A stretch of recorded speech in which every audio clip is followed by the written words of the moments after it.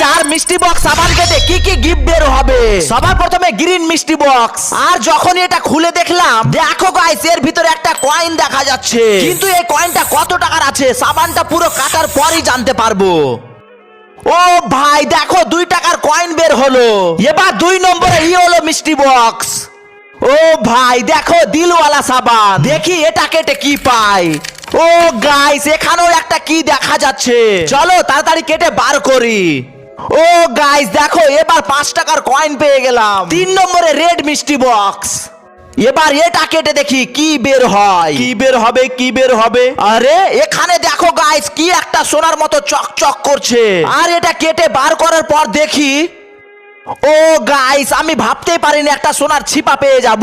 এবার আকাশ থেকে পড়া কমলা মিষ্টি বক্স।